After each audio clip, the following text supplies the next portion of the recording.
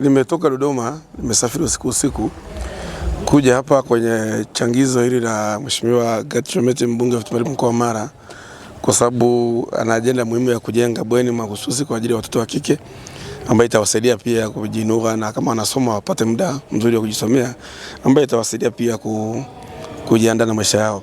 Na kuja kushiriki hapa ni kuonyesha tu mshikamano na umoja wa watu wa Mara, na mimi nashawishika kwamba mambo kama haya ndio bunge tungeweza tunafanya, tunashirikishana. Leo analo kwake, kesho nakuja kwangu na mwingine.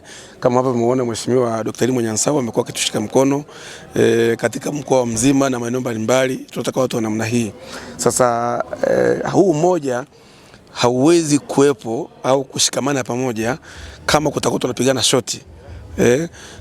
Umesikia nimegusia pale kwamba jana kulikuwa na ugeni hapa wa Mheshimiwa mwenyekiti wa Wazazi Taifa, mjumbe wa kamati kuu Mzee Maganya.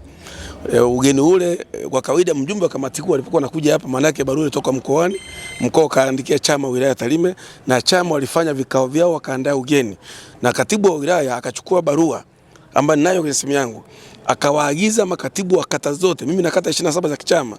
Kwa hiyo makatibu kata wakaalika viongozi wa matawi, chama na jumuiya kwenye matawi na kata zote. Walikuja hapa takriban watu zaidi ya 400 wakajazwa hapa CMG kutoka saa 3 asubuhi kwa maana ya jana. Sasa na wa mjini hivyo kwa maana ni wilaya nzima, na wazee wa mila hapa karibia 50 walikuja katika koo zote kutoka katika majimbo yote. Kwa kawaida ugeni ule alialika ni katibu wa chama. Sisi tungetakiwa tusupport tu kama kutoa ushirikiano. Maana yake wala ujumbe watakiwa kija hapa wapate maji ya kunywa, wapate chakula, ikiwezekana wapate nauli. Maana wakuambia kwamba waje wajitegemee. Sasa ambacho kimeniumiza, ambacho kinahatarisha pia mshikamano na umoja wa wilaya Tarime, na mimi kama mbunge nimekwazika sana kitu ambacho katibu wa wilaya alifanya.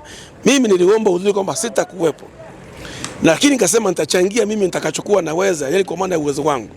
Sasa jana saa 3 bado dakika 3 asubuhi, kumbuka ujumbe saa 3 kabla umeshaingia ukumbini, zimebaki dakika 3, ninapewa barua kwamba wajumbe wote kutoka Tarime vijijini mimi nitawasimamia wajumbe 461. Ukiwapa shilingi 10,000 unazungumza milioni 4,610,000. Ukiwapa shilingi 20,020 unazungumza zaidi ya milioni 9. Ukiwapa 30 kwa umbali ambao unatoka unazungumza zaidi ya milioni 11. Unaambiwa zimebaki dakika 3.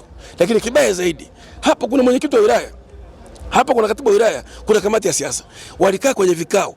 Sasa wakati mwingine lazima imeshaondoka ukumbini. Mimi jimbo langu watu wanatoka Karakatonga, watu wanatoka Nyandage Nyanungu, watu wanatoka Nyansincha kule karibu na Kenya, watu wametoka Bumera Taisi, watu wametoka kule Nyamerambaro, watu wametoka Mlito kule Nyamongo.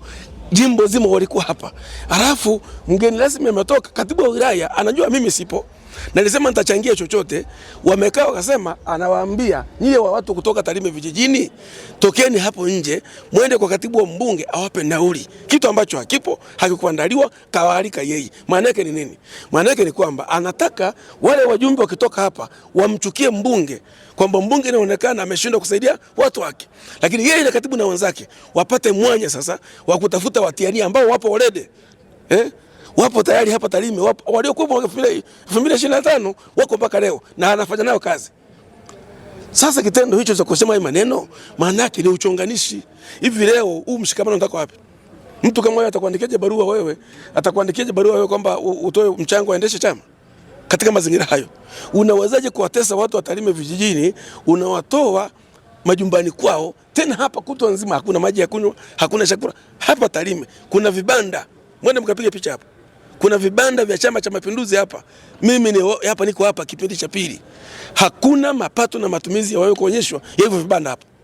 Na wale wanalipa watu 2,300,000 kwa mwezi. Zipo hapa. Na vibanda vyote vimejaza. Lakini hapa kuna ruzuku ya chama. Hapa kuna miaka 10 hakuna mapato na matumizi. Sasa unajiuliza katika mazingira hayo tunafanyaje kazi hapa Tarime? Kwa kuwa huyu ni katibu wa wilaya. Huyu ni katibu wa wilaya, ni mtendaji.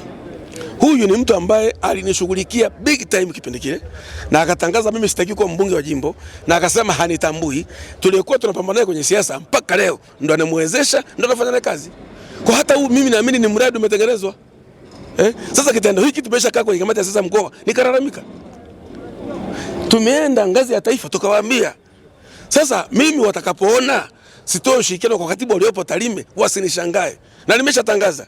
Na nataka nipitie kwa niseme hivi, wajumbe wa kutoka Tarime vijijini wakiitwa vikao kuja Tarime mjini, kama sijawaalika mimi kwa kauli yangu au kupitia kwa katibu mbunge, mtu yote akija hapa mjini asinisumbue, atanisamehe kwa hilo. Kama nitakuwa na ratiba yangu, nitapeleka taarifa kwenye chama, nitaita viongozi, nitafanya ziara, kama kuna chakula, kama kuna posho, nitatoa. Fedha yangu mimi haitakaa ikabidhiwe kwa katibu wa wilaya hii ambaye yeye kazi yake ni kunitegemea misumari. Amenipigisha muda mrefu sana, nikavumilia. Na nilisha kubali kusamehe kwamba yalipita ndio ile ameanzisha tena.